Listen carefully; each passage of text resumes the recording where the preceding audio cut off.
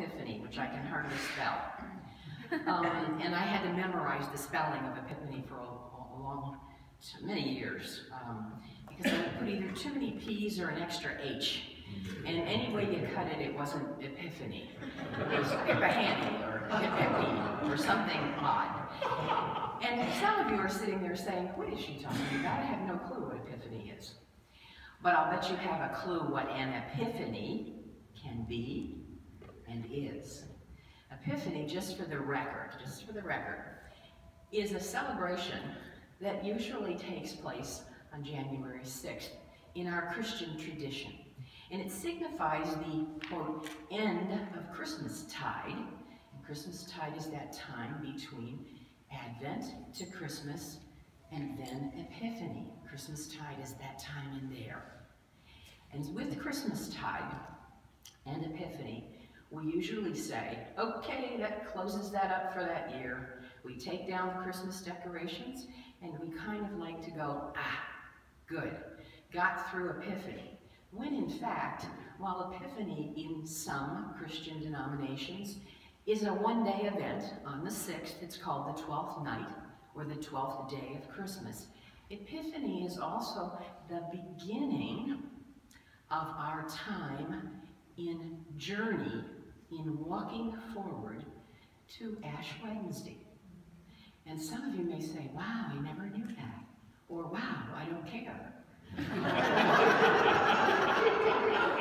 Wow, you mean we have one more segment to this liturgical calendar thing? I thought we were done with this. So Epiphany runs from Friday the 6th of January through Ash Wednesday, don't you know? And Ash Wednesday this year, I had to look it up, is March 1st. And then you say, oh, okay, January, February, March 1, huh? And then it's Lent. And in Lent, then we work toward Easter. So you see, it's never ending. It's from the womb to the tomb, as we like to say in some circles. Yes, it's never ending. It's like you and me and the Christ within. It's never ending. It's eternal. And I chose Epiphany and this journey that we are walking with you on purpose, not just to mark the calendar, but to clearly understand that Epiphany is more than just another season, more than just a celebration. Epiphany can come upon us in a single flash of insight. You can have an epiphany in the quiet of your soul, and suddenly life takes on new meaning. You are new again. You are born again, if you will. Last week we did our Burning Bowl service, where we released those things that we did not care either to take into the new year or that we were up to releasing. They had served us well, and it was now time to release. And then we wrote letters to God, which was our time to say, here I am, open vessel. The letters to God, as I said to you last week, were not, a list of goals for 2017. That's not what letters to God are about.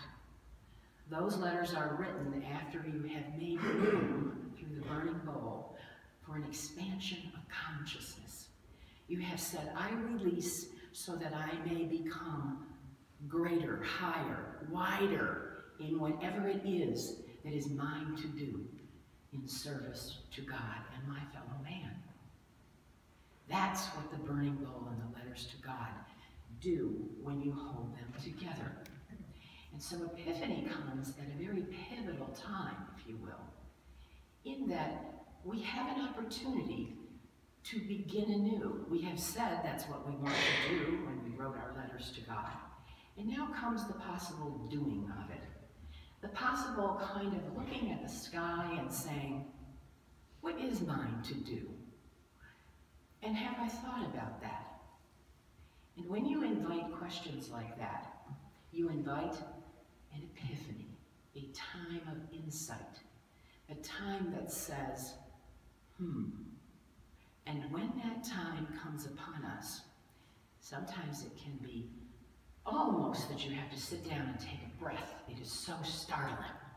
It is so clear. It is so overwhelming, and it is so in depth. And at other times, you can have an epiphany where 1 second you are here, and the next second you're here. And it happened like the flow of the sea. There wasn't a ripple, except that here and here are two very different states of mind. So epiphany can be that brilliant flash of light, where then we have to turn around, and I've done it on my share, and have to tell everyone we know I've had an epiphany. As somehow that's going to get me some credit for the fact that I'm now going to do it a new way. You know those things that used to irritate you about me? Well, guess what? I've had an epiphany. I'm not going to do that. No, that is not an epiphany. That's just your saying out loud, well, could you please forgive me? I'm going to try and do it a new way. No, an epiphany is when you really make it a new beginning. You are new. You are again. You are born and you are again in a new way, in a new being, in a higher level of consciousness, in an expansion of the awareness of who you are. And here is how I also would like to present Epiphany today. An epiphany comes when we clearly begin to understand we are divine.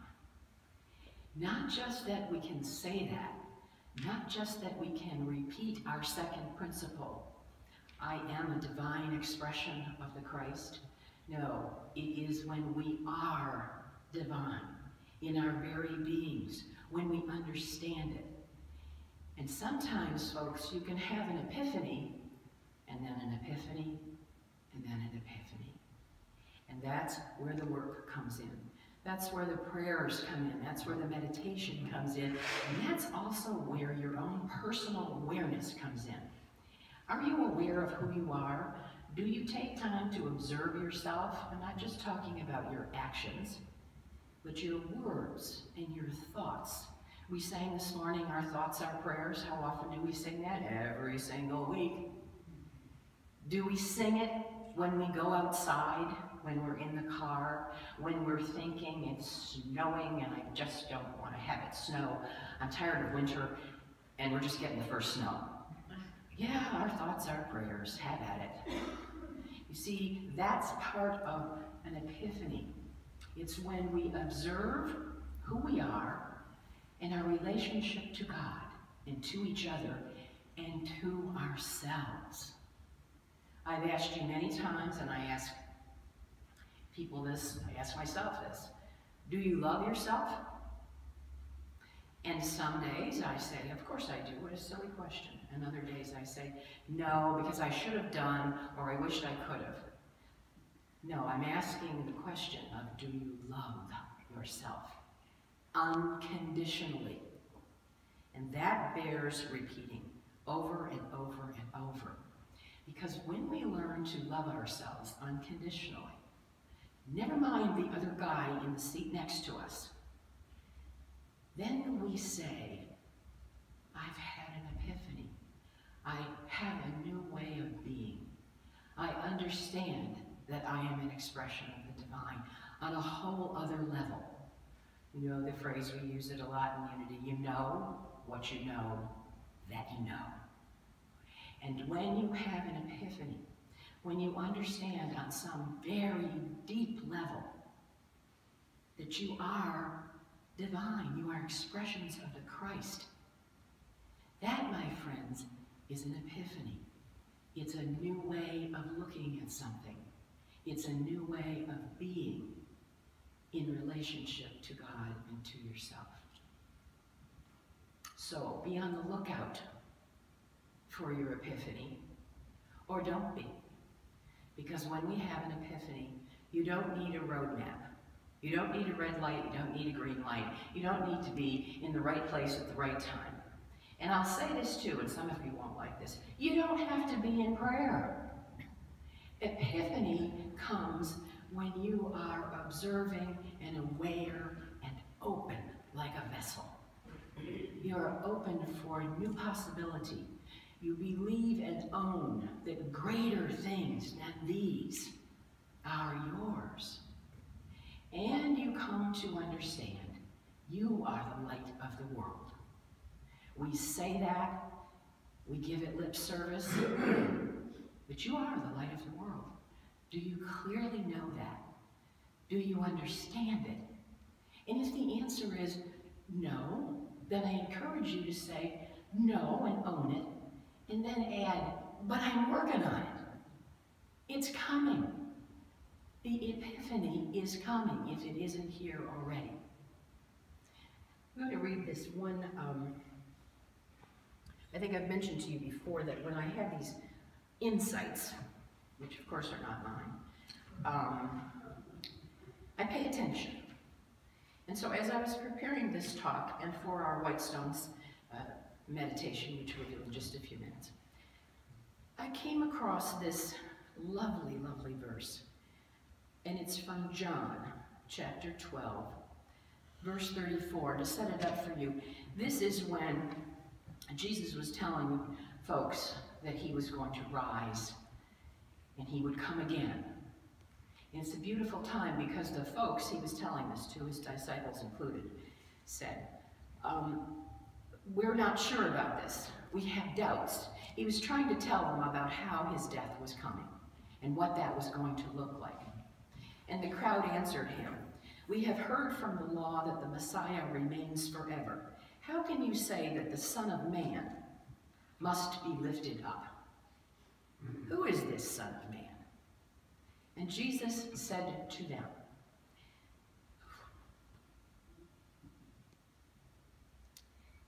the light is with you for a little longer. Walk while you have the light, so that the darkness may not overtake you. If you walk in the darkness, you do not know where you are going. While you have the light, believe in the light, so that you may become children of the light. It is a powerful statement that Jesus gave to us all. We are the light of the world, and if we walk in that light, we are the children of light. If we walk in the darkness, we are not allowing the light to express in and through us. And that, my friends, in my words, is our job. It is why we came. It is why we are here, to express the light of God. And I'm putting this in the context of Epiphany, because when you understand you are the light of God, expressing right here, right now, in those seats, every day, every minute. That is huge. So I'm putting that right out there and asking you to please consider and understand you are the light of God, here and now. Take a breath, Sandy. Okay. And now in keeping with that, I'm introducing to some of you the White Stone meditation. And Barbara's going to help me a little bit with this. The White Stone meditation is a meditation that some folks in Unity absolutely love, and they do it in conjunction with burning gold. I happen to like it as a separate meditation. It's a meditation where, and I'll read this last verse to you, it's based on a verse out of Revelations. And it is when the angel sent from God via John. John was one of the disciples, and John wrote many letters, and John had a revelation from the angel. And in the revelation from the angel, it was said, let anyone who has an ear to listen to what Spirit is saying. To everyone who conquers, meaning conquers themselves and their doubts and their fears, I will give some of the hidden manna, and I will give a white stone, and on the white stone is written a new name that no one knows except the one who receives it. And so in our white stone ceremony, or meditation, today, I'm asking that if you all have your white stones and a pencil, that you simply take that. If you don't, is there anyone that doesn't? Anybody? Okay. There's no right or wrong way to do this. This is not magic. And I want to make that clear. I've had people leave a white stone meditation and say, wow, that was just magical. No, it's not magic, it's you. You are the light of the world. Your spiritual, your inspiration, the God of you expresses all the time. What we're doing in this particular meditation is just simply taking time to be aware of the God in us, to become involved in the fact that we are the light of the world, and to ask the question, possibly with an answer, what is mine to do? What is written on this white stone that's mine to do? Remember, what you write on the white stone is from spirit through meditation. So some of you already have that little stone in your hot little hands and you're saying, I got the word, I got the word. Well, then you just cut off all the possibilities that you have had in just being open in meditation by saying, I got the word. I know what's mine to do in 2017. I'm asking you to be patient, to be open, to be loving, and to be with God. And so with that said, would you now please open your hearts and your minds as we come into a time of meditation. And when you come into this time of meditation, come, as I like to say, with the heart of a child. Come to play with no expectation, but be receptive and say in a loving way, okay, Holy Spirit, bring it. What is it? What is it that's mine to hear and to feel during this time, this private, intimate time of meditation, of expansion? Feel the energy of spirit. Take your time and just let the body relax. And listen to the vibrations of music.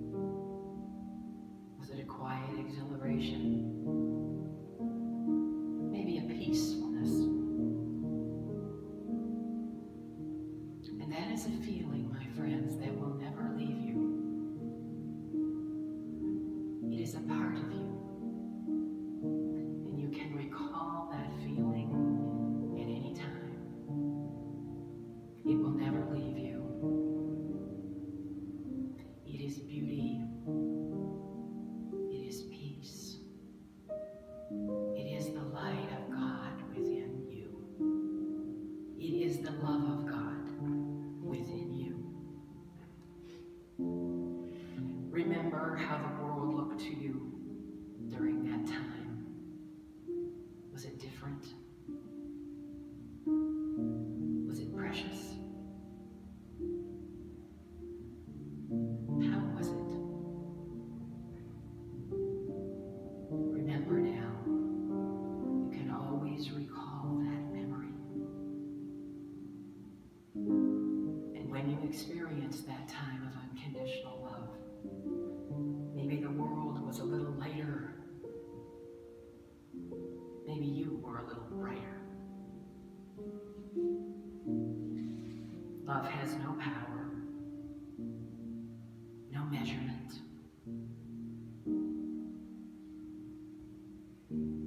Love doesn't need to be accurate, but love is permanent.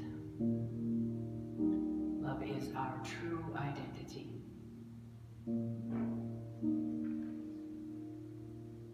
And rest in that precious moment. In understanding on another level, you are the light of the world. Unconditional love is yours. Always. Forever. And now breathe with that. Take that in. And then exhale to the world.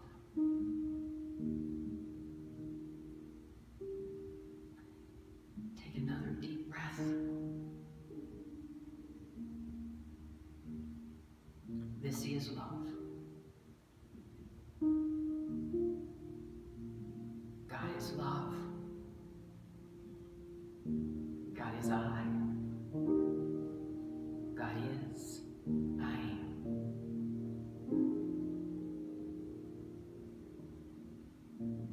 And now from this very precious, precious space, allow your word to come to you and write it on the stone.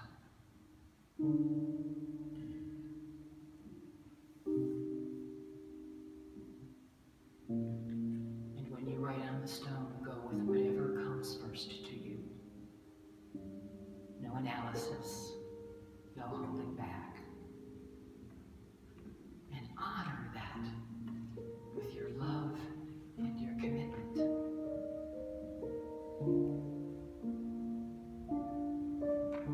Be willing to share that as we move forward in this new time, in this epiphany of spirit, of knowing. And as we move forward, that love that we're experiencing multiplies. We give that love to each other, to our world. Unconditional love has no end. God is everywhere present. One presence, one power. All good.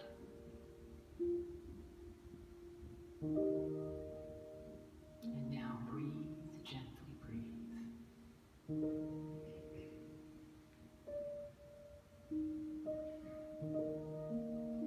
Come forward now.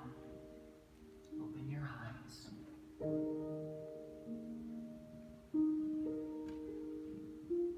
Commit. Sign a covenant with yourself and with God. This is your new word on a white stone.